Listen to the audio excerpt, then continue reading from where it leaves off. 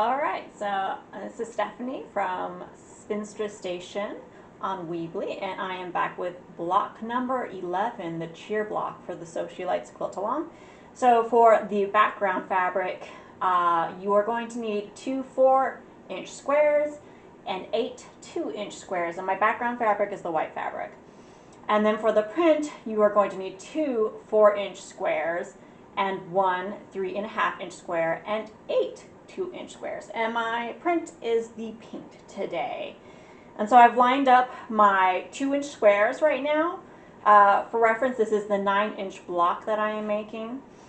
And so I have them lined up in our little blocks that we're going to be sewing them in. So you want your prints diagonal from each other and your backgrounds diagonal from each other.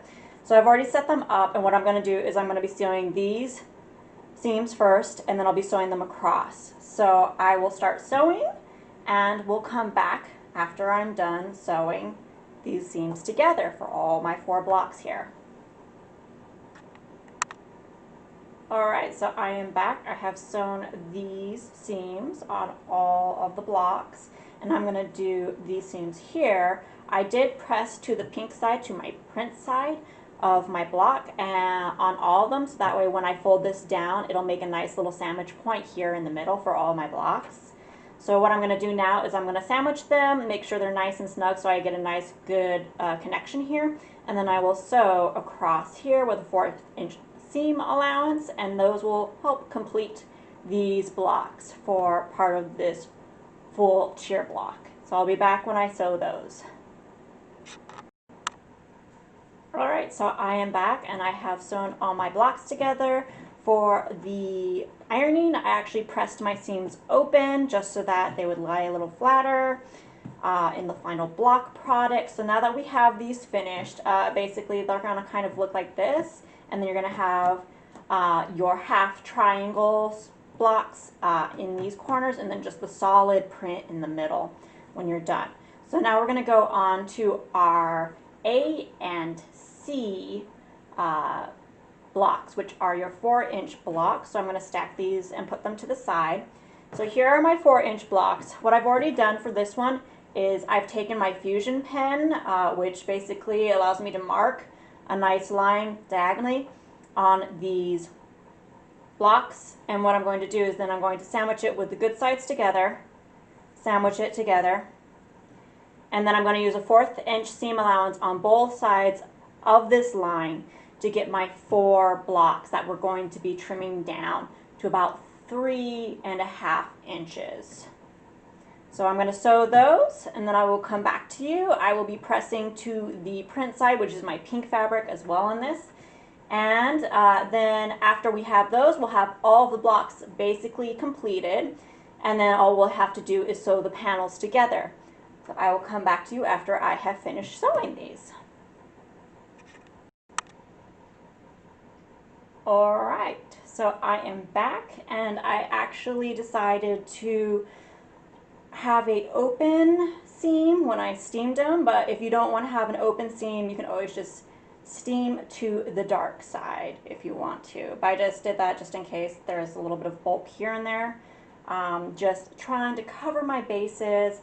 So here is the layout, the final layout of your block. You got your 3.5-inch print right in the middle. You've got your half triangles. I trimmed them down.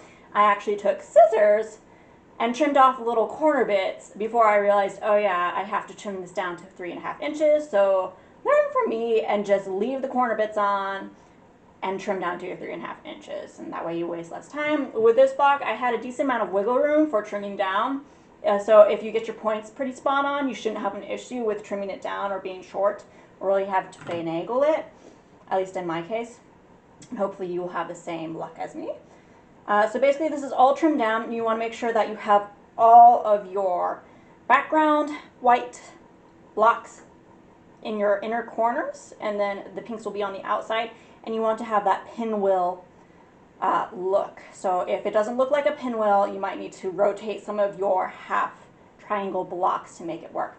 So what I'm going to do now is I am going to sew across and get these 3 going, and then once those are sewn together, then I'm going to flip them down and sew and probably press open. But I would say with this top area, I'm probably gonna press with my seams going in, or actually I might press them going out, and then with this one I might press them going in, just because there's a nice big block that can hide it. And that way I can snuggle my points all together to get nice crisp points. So I will come back after I have sewn these 3 panels together.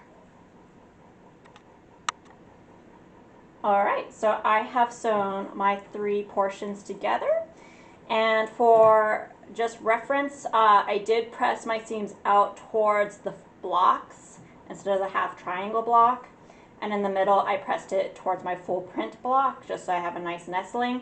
And I did find that with at least the half triangle blocks, pressing it open will give you a nicer, smoother seam, not so much bulk.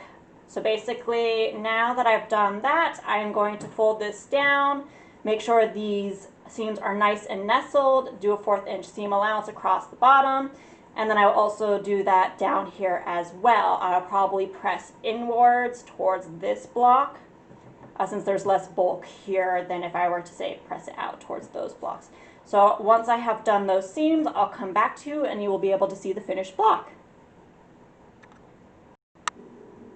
Alright, so this is the final block, and actually I changed my mind again with the seams. So I actually pressed them open just so it lays so much flatter, and especially if you might be considering quilting your own quilt, it's just a lot nicer to not have to deal with so many bumps getting in the way of your needle as you're trying to stitch, and it just makes for a nicer, smoother finish. But of course, if you're not quilting it and you're sending it out, you can always press it to one side. You probably want to press inwards towards your center block since there are less seams here.